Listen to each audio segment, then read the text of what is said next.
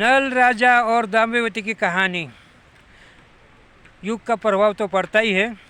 नल राजा एक महान धार्मिक राजा थे और दाम्यवती महान सती थी।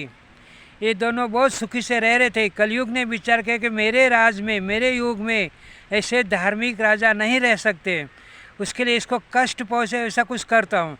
कलयुग वहाँ पे आया, उसने 12 साल तक इंतज़ार किया लेकिन कुछ मौका मिला नहीं। बाद में 12 साल के बाद एक बार राजा नल राजा अपने राजकाज में बहुत थके हुए और व्यक्त हो गए थे, तो सुबह उठे और लघुशंकर के और वैसे ही आके वापस हाथ पाँव नहीं धोए और डायरेक्ट सूर्य नारायण को जल अर्पण किया तो दूषित हो गए। वो दूषित देख के कलयुग ने उसके बुद्धि में प्रवेश किया, वैसे करके उसके भाई के, उसके पूरे खानदान में प्रवेश कर दिया। अभी कलयुग का प्रभाव पड़ने की वजह से उसका छोटा भाई बोला कि भाई चलो जुआ खेलेंगे। तो अभी जुआ का आमंत्रण मिलते ही क्षत्रिय राजा का धर्म है को पीछे नहीं हटते, तो दोनों भाई जुआ खेलने लगे। जुआ खेलते खेलते नल राजा राजपाट, अपना राज का पाट सब हार गए। यहाँ तक के अन्न, वस्त्र, दागीना, पहने हुए दागीने सब हार गए। तब और छोटे वाले ने बोला कि तुम्हारी पत्नी को दाव में लगाओ। वो नल राजा बोला इतना अधर्म काम मैं नहीं कर सकता हूँ। तो उसको गुस्सा आया, उसने राजपाट से बेदखल कर दिया और सबको हकाल दिया और अलाउज कर दिया कि मेरे भाई और भाभी को कोई भी अन्न या जल से मदद करेगा उसको राज से बेदखल किया जाएगा और उनको सजाए मौत होगी। उसके लिए किसी ने उसको साथ नहीं दिया। कल का राजा आज का भिखारी बन गया। अभी नल राजा और दामोदरी चलते चलते एक वीराना जगह में जा पहुँचे। वहाँ पे उन लोग ने एक खंडोर में विश्राम किया। विश्राम करने के बाद रानी को राजा बोल रहे कि गलती मेरी है तो तेरे को सज़ा क्यों मिले, उसके लिए तू सामने वाली पहाड़ी के पीछे एक ऋषि है, वहाँ पे इसको पाँव पड़ के और सामने वाले शहर में चली जाना। जब मेरा मंगल कार्य होएगा तब मैं तेरे को लेने को आ जाऊँगा। रानी बोलती मैं एक पतिव्रता नारी हूँ, मैं ऐसा गलत काम नहीं करूँगी। राजा ने बोला मेरा बोलने का काम था, मैंने बोल दिया। और रानी ने 4-5 दिन से खाया नहीं था और पूरी थकी हुई थी और चिंता बहुत थी। राजपाट चले गया उसके हिसाब से। तो रानी को नींद लगी, रानी सो गई। राजा रानी को छोड़ के उसका आधा अंग वस्त्र लेके चले गए वहाँ से। रानी सुबह उठ के देखी तो उसको लगा राजा ने मेरा त्याग कर दिया। रानी ने जैसे राजा ने बताया था उस हिसाब से चली तो पहाड़ी के पीछे ऋषि का आश्रम मिला। वो ऋषि बहुत महान ऋषि थे। उसने उसको दर्शन दिए और बताया कि बेटा तेरा अमंगल चल रहा है लेकिन बहुत ज़्यादा दिन नहीं जाएगा, राजा भी मिलेगा तो राजपाट भी मिलेगा, अभी सामने वाले शहर में चली जा। वैसे करके ऋषि आश्रम के साथ अदृश्य हो गए और रानी चलने लगी तो व्यापारी लोग की टोली निकली, बनिया लोग की। रानी उसके पीछे पीछे जाने लगी। वो सोची कि कहीं ना कहीं शहर में जाएंगे। तो आगे जाके तालाब या रात हो गई थी। रात के हिसाब से उन लोग ने वहाँ विश्राम किया। रात को जंगली हाथी लोग आए और उसके बहुत सारे साथी को मार डाला। तो व्यापारी लोग विचार करने लगे कि कोई भी अमंगल प्राणी अपने बीच में है जिसके कारण ऐसा काम होना, ऐसा कभी होता नहीं है। वो सोच के बोलने लगे। तब रानी को मालूम पड़ा। रानी वहाँ से निकल गई और आगे गई तो ब्राह्मण लोग मिले। ब्राह्मण के साथ पीछे पीछे गई। आगे एक बड़ा शहर आया। शहर में राजमाता ऊपर आकाश में बैठी बैठी देख रही थी। वो ये औरत को देख के उसको ऐसा लगा ये औरत कोई साधारण औरत है नहीं, कुछ भी कष्ट है इस औरत को, कुछ भी तकलीफ के वजह से ऐसे हो गई है उसकी हालत। तो उसने अपने दासी को भेजा और वो औरत को बुलाया। और औरत उधर जाने के बाद बोले आप कौन है? बोलते नल राजा और दाम्यवती की मैं दासी हूँ। उसने ये नहीं बताया कि मैं खुद दाम्यवती हूँ। तो बोलते राजमाता अगर आप सहारा दो तो मैं यहाँ पे रुक सकती हूँ।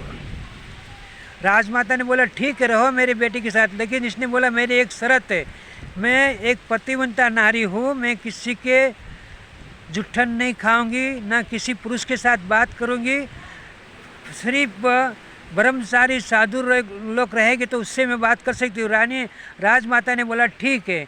अभी रानी यहाँ पे रहने लगी और नल राजा ने वहाँ बैठे बैठे विचार किया कि बहुत दिन हो गए, बहुत दुख हो गया। अभी वो तपस्या भी करते थे जंगल में।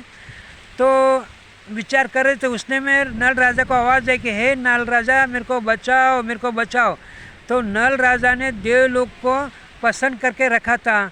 अग्निदेव उसको जलाते नहीं थी, वरुण देव उसको जहाँ याद करे वहाँ पे कोई भी वीरानी जगह में उसको पानी मिल जाता था। तो ये वरदान उसके पास था। तो नल राजा आगे बढ़े तो वहाँ बड़ा दावा नल लगा था, बहुत बड़ी बड़ी आग जल रही थी।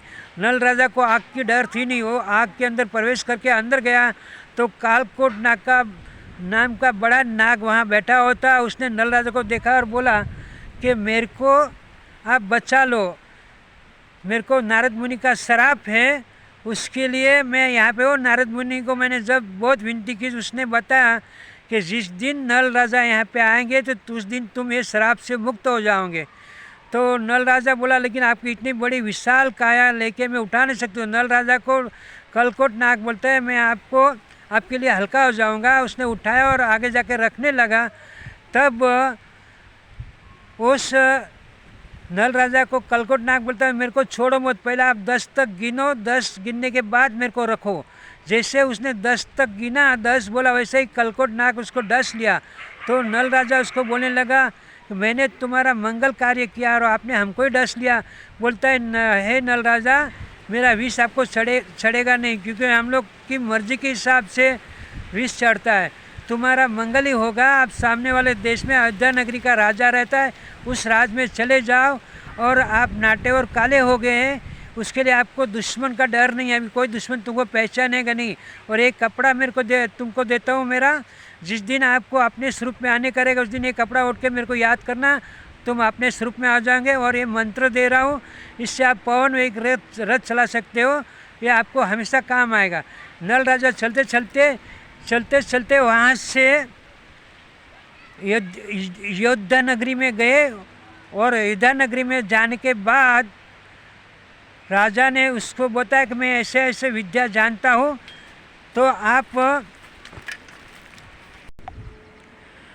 तब नल राजा ने उसको बताया कि मैं नल राजा और दामोदरी के वहाँ मैं काम करता था, मैं उसको सब राज का काम काज बराबर आता है।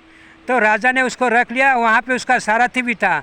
वो सारथी जब रानी ने भेजा था तब रानी ने अपने बच्चे लोग दोनों साथ में दिया तो बोला था कि मेरे बाल बच्चे को मेरे माता पिता का वहाँ रखना, और जिस दिन हमारा मंगल कार्य होगा उस दिन मैं आपको बुला लूँगी, तब आप हमारे सारथी बन जाना। ये दोनों नल राजा और नल राजा का सारथी दोनों वहाँ पे मिल गए। और सारथी पहचान गया कि इसके हाल चाल से और बातचीत से तो ऐसा लग रहा है कि मेरे नल राजा है, लेकिन ये नाटे और काला क्यों है वो समझ में नहीं। मेरा नल राजा तो बड़े हट्टे कट्टे और उससे थे और गोरे थे। अभी वो विचार करके उन लोग रह रहे थे।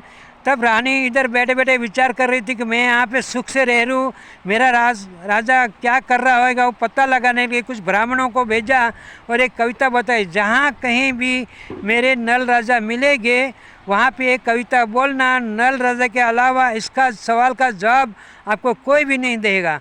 वैसा करके वो ब्राह्मण लोग को भेजा। ब्राह्मण 3-4 शहर में फिरते फिरते ये अयोध्या नगरी में आ पहुँचे। वहाँ पे इसने कहानी बताई तो नल राजा ने सुना और नल राजा ने उस सवाल का जवाब उसको दिया। वो ब्राह्मण लोग वापस आके रानी को बताया कि कोई राजा तो नहीं था, एक सारथी था, एक नाटा और काला आदमी था और वो राजा, ये तीनों वहाँ पे थे, लेकिन तुम्हारा सवाल का जवाब ये नाटे आदमी ने दिया। तो रानी ने सोचा कि मेरे राजा के अलावा मेरे सवाल का जवाब कोई नहीं दे सकता है, कहो ना कहो वही मेरे नल राजा है, और नाटे और काले क्यों हो गया वो मेरे को मालूम नहीं है। उस विचार करके उसने बोला जाओ वापस उसी शहर में और बोलो झूठ मूठ का कि रानी ने कल श्यामवर रसा है दोबारा और उसमें आपको आमंत्रण दिया है। अभी वो ब्राह्मण आके यहाँ पे बोलने लगे तो ये राजा विचार कर रहा है, आमंत्रण है वहाँ पे जाना तो मांगता है, लेकिन 450 कोस का रास्ता सुबह भी हम लोग पहुँच नहीं पाएंगे। तो विचार करने लगा था। उसने में नल राजा नाटे रूप में था। उसने बताया कि सुबह तो बहुत दूर की बात है, मैं आपको शाम तक वहाँ पहुँचा दूँगा। तब राजा ने बोला ठीक है। अभी राजा और सारथी और ये नाटो आदमी जो नल राजा थे वे तीनों साथ में बैठे। शाम होने से पहले रानी के शहर में नल राजा ने रथ पहुंचा दिया पवन वेग चला के। और बाद में वो ब्राह्मण जाके बोला उसको कि वही नाटक वाला आदमी दिख रहा है। उसने जवाब दिया था, रानी सोच रही कहो ना कहो यही मेरे नल राजा है, क्योंकि ये सती थी, उसके लिए उतना तो उसको आत्मज्ञान होता ही है भगवान की तरफ से, जो पहचान पाती है। बाद में उसने राजमाता को बोला, हे राजमाता, आपको बोले बिना मैं वहाँ पे नहीं जा सकती, उसके लिए आप अगर वो नाटू काले आदमी है उसको यहाँ पे बुला दो, या तो फिर आप बोलो तो मैं वहाँ पे जाता हूँ। राजमाता बोलते आप मत जाओ, मैं इसको बुलवाती हूँ। सेवक को भेजा और नाटू आदमी को बुलाया तो रानी ने बताया, मेरे को ऐसा लग रहा है कि आप खुद नल राजा है, जो कुछ है आप सही से बता दो। तो नल राजा ने बोला, हाँ मैं ही नल राजा हूँ, और ऐसी ऐसी बात ऐसी ऐसी घटना मेरे साथ भी हो गई थी, लेकिन मैं अपने स्वरूप में आ सकता हूँ। वैसा करके उसने नाग देवता को याद किया और वो कपड़ा ओढ़ा तो नल राजा अपने स्वरूप में आ गया। बाद में नल राजा ने दामावती को बोला कि चलो सती, अभी अपन अपने गांव जाते हैं, अपने बच्चे लोग को भी लेते हैं और अपना सारथी भी आ गया है। अब ये तीनों जन इन लोग को अच्छा मतलब अपेक्षा दे के वहाँ से निकल गए, अपने घर पे आए। ये कलयुग का प्रभाव है। यहाँ पे खाली नाम जप किया जाता है। ये नाम जप जहाँ भी रहेगा राधे कृष्ण का, वहाँ पे कोई युग तो क्या, लेकिन किसी के बाप की ताकत नहीं कि आपका अनस्त कर सके। जय द्वारकाधीश, जय राधे कृष्णा, राधे कृष्णा।